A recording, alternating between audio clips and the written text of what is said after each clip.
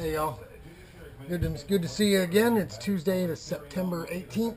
We're gonna do a little garage talk. We haven't done a garage talk video in a while, so this time it's gonna be about the cameras. The reason being that I worked on that camera that you're watching me through. That's your GoPro that's been on top of the helmet. Did a bunch of go-kart videos and stuff with it. I don't know if you've noticed, but those Gingerman videos, there was like a smudge on the lens. So it was like, as you're looking off the top of my head, there was a gray spot, but it ends up, it wasn't a fingerprint, it was actually a nick in the glass. Before we went to the track, I did some videos in here about the radiator and mounting it up, and did the video where the cart's running and it's exhausting out underneath the garage door, and I'm out in the yard talking to you about how it didn't have any spark and what we did to fix it. Right after that video, come in and set the camera on the bench and was doing some things, and I knocked it down. And I picked it up, and 20 minutes later I knocked it down again. And one of the times it must have landed with the lens down because it put a little nick right in there. That's what that spot was on those videos. It seems to be fixed, but I've done a couple little test clips, and there might still be a little tiny bit of it there, but certainly not as irritating as it was before. How did I get it out of there? I used some sandpaper. I just hit the deep part of it with some 400, which is a little disc, sticky disc, and then I took some 2000 grit wet paper and just dab it on your tongue, and I'd sand a little bit, and I'd dry it off, and I'd look at it, and just a series of, probably sanded on it 20 times. But we looked at it out in the sun with a magnifier, and this magnifying glass has this little extra super magnifier in it, and you get the lens out in the light, and man, you can zoom right in. I can see all kinds of stuff on this one here that you can't see by eye. So I think at least at this point it looks a lot better than it did at the racetrack. The reason we're talking about cameras is just because of that. I wanted to show you, hey, look, that spot's not there. If you might see it here and there. I'm not sure if that's just me or what. Leave a comment below, let me know. This is an original GoPro. This was my first camera. You have to put 2 AAA batteries in it. You can't even plug it in and recharge it. As you can see, and it still works, by the way. It's got a little viewfinder in it, right? It's crazy. It won't take a micro card. You got to put the big card in it. You can put a micro card in a adapter and use it that way, but it still works. The reason I'm talking to you about this is it has the same lens, and that spot that was on that one there was just right above the very center. Now I'm going to bring this thing right into you, and you look right in the middle, you see that little dot inside the middle. That's the actual lens. This glass over top is just for that expanding panoramic view that you get. And the little nick in it was just above that little spot there. Looking at it through the magnifier, it's still there, but it's not nearly as bad as it was. You see the little piece of little blue mark I've got there. This camera, actually, I put it on my side panel, 10 years ago, and it shook so bad that it shook the focus out of the camera. That's why I refuse to put these cameras on my go-kart. I complain about these new rules where they're saying it's illegal to put it on top of your helmet. You know what? I do it anyway. I'm daring these people. Throw me out of the track. I don't care. These cameras and the mounts were made and designed to go on helmets. GoPro would have some type of lawsuit as a precedent against them if there was some reason why these things caused some type of issue with the structural integrity of a helmet, or if they fell off or whatever. Granted, I could probably put some kind of cable or something on it, umbilical, in case it came loose, it wouldn't fall off. But I mean, generally, the cameras, GoPros that fall off at the racetrack fall off of go-karts. They don't fall off of helmets. As you see, I've got 100 and some odd videos on the channel here, and the cameras never come off my helmet, ever, never, ever. So, but with this one, we had to take it apart. You could actually take the covers off, and GoPro said they couldn't fix, they didn't repair the cameras, and it was out of focus. So what I did is I put the card in it with the body all off, turned it on, and then I'd turn it a little bit, and I'd say position 1, and then I'd shut it off and go in and look, did it go in focus or out of focus, And once I knew which direction to go, it was a series of adjust it a little bit and say position 1, and then turn it a little bit more, say position 2, and turn it a little more, say position 3, and then shut it off and go check and start cutting it down that way. And then after a while, it was just one clip at a time, really tuning it in. And I put that little mark on there with a paint marker just so I'd know if it ever shook itself out of focus again, those lines the paint lines wouldn't line up. This camera does still work. I took some clips with it in the house about a month or so ago. Still works great. The video quality of this thing, it's like I said, it's analog. It would be like watching a VHS videotape. It's kind of weird, but I don't have flat screen TVs. I still have bubble TVs. Because I don't buy all that flat screen TV stuff. I can't watch it. It gives me a headache. I don't know how you folks can watch that stuff. It's like you're being tuned up or something, but it is what it is. Here we got another one. By the way, this camera was free. Thanks, Aaron Bombach, my old manager from the go-kart joint. Hooked me up with this one. And then a while later, he hooked me up with the one you're looking through.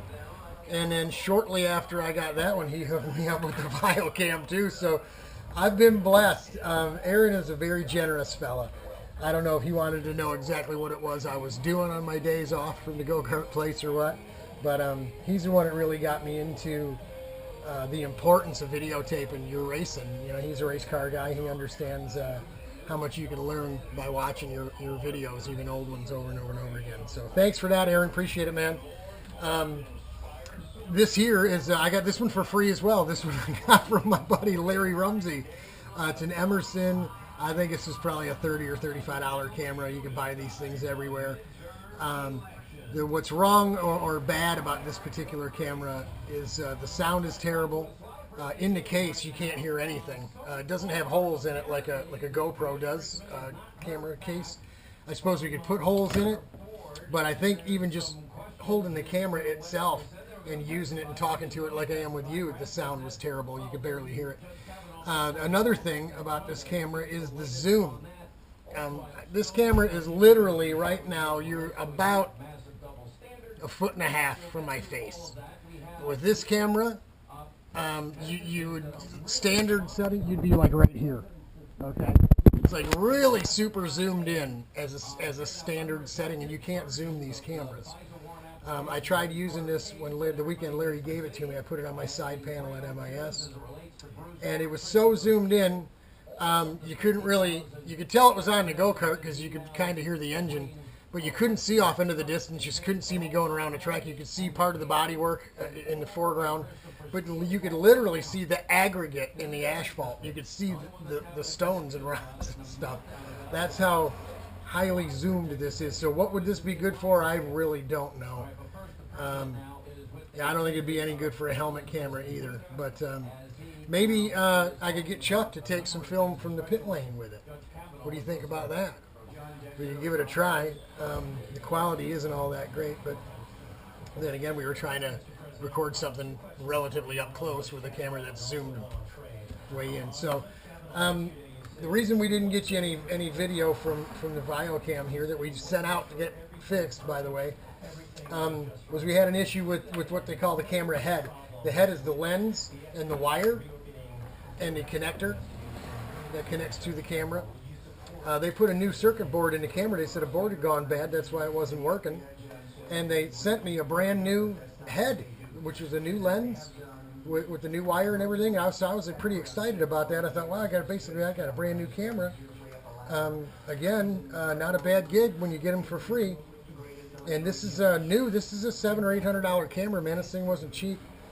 The issue we were having was we'd get a warning on the screen that said, check that the head is locked to the camera, because there was not a good connection. And as the flag was going up and I was getting ready to start the race, I would undo this and then tighten it back down, and it wasn't getting fixed.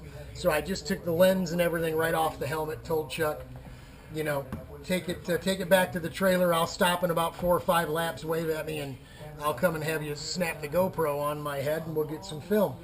Well, none of that worked out, as you know. 6, 7 corners into the lap, we got about 2/3 of the way around the track, and I threw the go-kart off the track. I don't know, I was a little frazzled about this camera, the flag going up, the cart wasn't even running yet. You know, I'm not racing anyone, there was nobody else there in my class. And yet an old man makes a rookie mistake and throws it off the track. But what Chuck told me after the race, after I got towed back, is if you straighten this wire up, it records just fine. As soon as you let it go or something, you know, that message comes back on it, it's disconnected. So we'll send this head portion of the camera back, this lens and wire. I've already sent them an email. They were really good about it. They fixed the camera for free. They put a circuit board in it for free. Gave me the new lens, head, and wire for free. I'm not going to pick on them because it was botched, but their heart was in the right place. And they shipped it back to me absolutely free. It didn't cost me a dime. So these are good folks, man. They really back up their product. But we want to get this thing fixed up because this is the one that did the Daytona practice and race video, which was very high definition, very good video. You could really read the gauge rather well, and that's really what I want you to be able to see, is the numbers on the data in real time as we're running. That way when I complain, you guys can look and say, oh yeah, hey, look at that, he's right, yeah, things bouncing all over the place. So that's it, little garage talk today.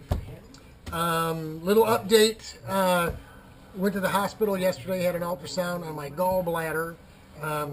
Man, I have just massive pain when I eat almost anything now. It seems like it used to be just mom's meatloaf, right? But now it's we have tacos, and you know, it hurts. And I had a sandwich Sunday night after we got back from the racetrack a week or so ago, and man, I was doubled over in pain. It hurt so bad. I knew there was some issues with gallstones.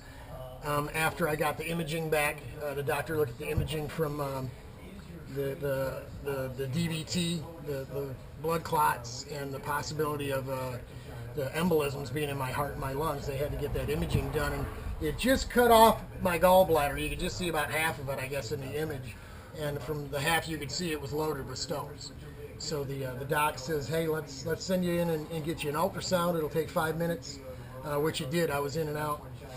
And they're gonna look at the pictures Thursday this week, which would be the 20th, and we'll get an idea of whether I got to have my gallbladder taken out, or if there's, you know, if it's not my gallbladder, then it would be ulcers or something, a stomach ulcer or something, which is completely not out of the question, as my dad had them. My sisters suffered from them. My brother Kenny suffers from a really bad, really bad one in his esophageal perforation right at the top of his stomach, and he's had a lot of trouble with that. So, kid, hang in there, buddy. I'm praying for you. As we get older, man, you know, things start falling apart. But hey, gallbladder or not, it's not like I've missed any meals. I could tend to lose some weight. It wouldn't kill me, right? So I'm not going to complain. I thank God for everything we've got. Being born in this country, hot water, a refrigerator, a roof, dry bed, blankets, pillows. I mean, you know, everybody takes that stuff for granted. There's folks out there with nothing, man. I mean, nothing. Some of them right here in our own country, all over the world, millions and millions of them. So I'm not going to complain. I just wanted to give you an update on that. I don't do well with anesthesia. And when I had surgery on my back, when I woke up from the anesthetic, I was freaked out, man. Didn't know who I was, where I was, who my wife was, who the doctors were. I'm swinging at people, you know. It was not a pretty sight. When I had the outpatient surgery on the electrical burn on the side of my can here from the race at Road America a bunch of years ago, it literally burned all the way through my skin down to my meat. And there was a scab on it, which the doctor referred to as an eschar. And it had to be removed so there would be no bacteria. I mean, if it got infected, I could have lost my leg. This thing was serious, man. It took 9 months for the skin to heal back over. And even till today, when I jump in, it's been years, 10, 15 years, I jump into the pickup and the seat belt clip you know, hits me in that, man, it'll light me right up, because the skin there still, all these years later, is not as thick as the rest of my hide. So crazy. How did you get burned at Road America by an electrical burn? Well, man, we were in a 3-car draft for the lead, and I was not going to let a little uncomfortable heat in my can stop me, you know. So I ran the whole race. We ended up third, and with a big, huge burn on my butt that almost killed me, because when they jacked me up with the anesthesia, I quit breathing. This doc says, it's no problem with the anesthetic. We're going to stick a tube down your throat, breathe for you anyway. I said, oh, doc, stop, man. I don't want to hear that. Don't tell me that. So I'm a little freaked out about having my gallbladder removed, because they're going to have to put me under, and I'm not. I don't do coming out of being under too well. So pray for me, folks. Appreciate it. Give the Lord to give me some strength and give me some confidence. I love this doctor. He's an awesome guy. Couldn't have picked a better doctor to handle any of this stuff for me, so I'm happy about that. I thank God for that. That's it, folks. God bless. Godspeed. We're going to try to do some testing in October. If we get enough people, we're going to drag the laydown back out. We may just throw another radiator on the back of it. Try to scoop some air, box it up, and scoop some air to it. Inevitably, we want to have a problem like the CIK guys do, where in moderate ambient temperature, they've got to take their whole radiator down. Because if they warm it up to 130 and they take off, it'll go down to 90 degrees. That's the problem we want to have. And we'll keep working on it. We definitely don't want to build a new go-kart and cut a hole in a brand new piece of fiberglass and then find out that hole's insufficient, or we need 10 more holes or something. So we need to figure this out if we can. If we get another shot at it, we're going to give it a go. That's it. Garage talk over for today. Talk to you later. God bless. Godspeed. We're praying for y'all. Hang in there, folks. Your Savior drawing nigh. His name is Jesus Christ, and He loves you. Call out to Him.